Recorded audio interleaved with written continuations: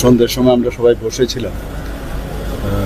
তো সেখানে সমস্ত যারা আমাদের পার্টি লিডাররা ছিল, মিনিস্টাররাও ছিল, সেখানে বসে আমরা যখন এই ঘটনা আমরা জানতে পারলাম বিভিন্ন জায়গার থেকে, এই ধরনের মথার যারা দুষ্কৃতীরা যে ধরনের ঘটনা করেছে, তারপরে আমরা বসার পরে আমার যেহেতু অলরেডি ওয়েস্ট বেঙ্গলে আমার প্রচারের জন্য অলরেডি প্রি শিডিউল ছিল, আমার তো যেতে হবে, এই কারণেই আমি 18 তারিখ গেছি। কিন্তু সবাই এবার আমি ফলো আপ করলাম, ওদের সাথে কথাও বললাম, সব জায়গায় ওনারা গেছেন।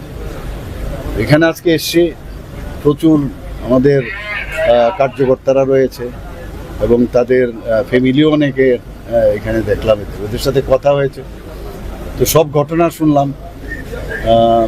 এখানে পুলিশ থেকেও যারা ডিএম পুলিশ, ওরা পুলিশ অফিসার সবাই ছিলেন এখানে।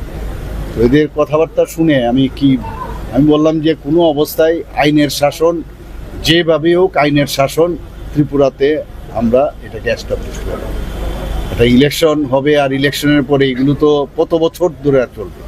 2021-ও এরকম হয়েছে, এর আগে তো হতোই, কংগ্রেসের সময়ও ছিল, সিপিএমের সময় তো প্রতি বছর। মানে ভয় দেখিয়ে নেক্সট ইলেকশনে যাতে মানুষ আর অন্য পার্টি না করতে পারে, এই যে একটা চিন্তা ভাবনা পার্টির ভিতরে। আমি এটা বলছি না যে আমাদের পার্টির মধ্যেও যদি এই ধরনের কেউ করে থাকে, তাকেও আইনের শাসনের মধ্যে নিয়ে আসতে হবে। আমরা আইনকে নিয়ে কথা বলবো। দেশে এখনো একটা আইন একটা বিষয় রয়েছে এবং আইনের উপরেই আমরা জোর দেব। তাদেরকে ফিরিয়ে নেওয়ার জন্য সব ব্যবস্থা হচ্ছে। কালকেও আবার আমি ডিজিপি সাহেব, চিফ সেক্রেটারি মহোদয় এবং অন্যান্য আরও যারা আমাদের মিনিস্টাররা আছেন, তাদেরকে নিয়ে আমি বসবো। এইভাবে চলবে না, এইভাবে চলতে দেব না। কারণ এটা প্রতিবার এরকম হচ্ছে, ত্রিপুরার ইতিহাসই খারাপ হয়ে যাচ্ছে এবং এর জন্য এটাও কিন্তু একটা আমাদের জন্য মনে হয় একটা আন্দোলনের মতো। এটা আমাদের করতে হবে, এইভাবে হয় না। আপনারা যদি শুনেন, যেসব কাহিনী শুনলে সত্যিই দুঃখ লাগে যে এটা কি এইভাবে কি চলতে দেওয়া যায়।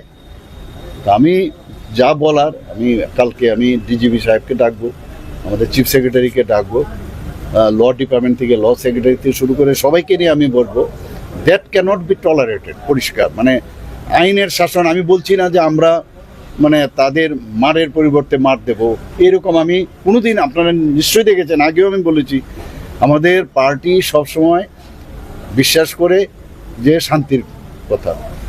কেউ যদি এদিক সেদিক করে, আপনারা দেখেছেন আমাদের পার্টিরও অনেককে আমি অ্যারেস্ট করিয়েছি। কাজেই আমরা এখানে একটা শান্তির বাতাবরণ আমরা তৈরি করতে চাই। হয়তোবা টাইম লাগবে, আর ইলেকশনের রেজাল্ট হবে।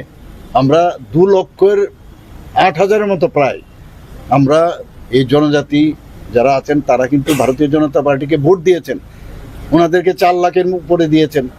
হয়তোবা আমাদের কোনো জায়গায় খামতি রয়েছে, এখনও সেই বিশ্বাস আমরা তাদের থেকে আমরা আনতে পারিনি। তো আমরা সেগুলো সাংগঠনিকভাবে আমরা দেখব। এখন এগুলো করা হচ্ছে কারণ আগামী দিনে যেহেতু আরও অনেক ইলেকশন আছে, সেখানে যাতে ইলেকশনটাকে এইভাবে চালিয়ে দেওয়া যায়, সেই কারণেই এইসব করছে, সেটা আর বলার অপেক্ষা। আপনি তো আপনারা জানেন যে 17 তারিখ যখন রেজাল্ট বেরোলো, তো পার্টি অফিসে আমরা সন্ধ্যের সময় আমরা সবাই বসেছিলাম। তো সেখানে সমস্ত যারা আমাদের পার্টি লিডাররা ছিল, মিনিস্টাররাও ছিল, সেখানে বসে আমরা যখন এই ঘটনা আমরা জানতে পারলাম বিভিন্ন জায়গার থেকে, এই ধরনের মথার যারা দুষ্কৃতীরা যে ধরনের ঘটনা করেছে, তারপরে আমরা বসার পরে আমার যেহেতু অলরেডি ওয়েস্ট বেঙ্গলে আমার প্রচারের জন্য অলরেডি প্রি শিডিউল ছিল, আমার তো যেতে হবে, এই কারণেই আমি 18 তারিখ গেছি। কিন্তু সবাই এবার আমি ফলো আপ করলাম, ওদের সাথে কথাও বললাম, সব জায়গায় ওনারা গেছেন। এখানে আজকে এসে প্রচুর আমাদের কার্যকর্তারা রয়েছে এবং তাদের ফ্যামিলিও অনেকে এখানে দেখলাম, ওদের সাথে কথা হয়েছে। তো সব ঘটনা শুনলাম। এখানে পুলিশ থেকেও যারা ডিএম পুলিশ, ওরা পুলিশ অফিসার সবাই ছিলেন এখানে। তো এদের কথাবার্তা শুনে আমি বললাম যে কোনো অবস্থায় আইনের শাসন, যেভাবে হোক আইনের শাসন ত্রিপুরাতে আমরা এটাকে এস্টাবলিশ করব।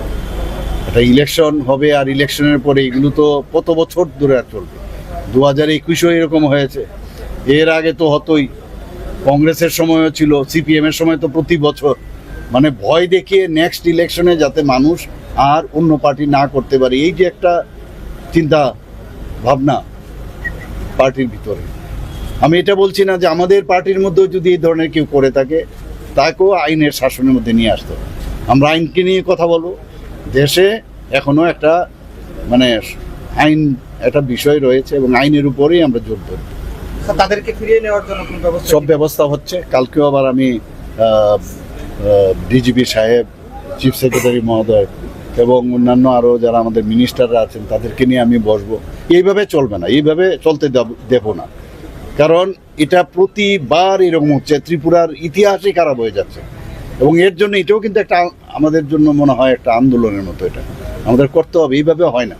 যারা আপনারা যদি শুনেন, মানে যেসব কাহিনী শুনলে সত্যি দুঃখ লাগে যে এটা কি মানে এইভাবে কি চলতে দেওয়া যায়।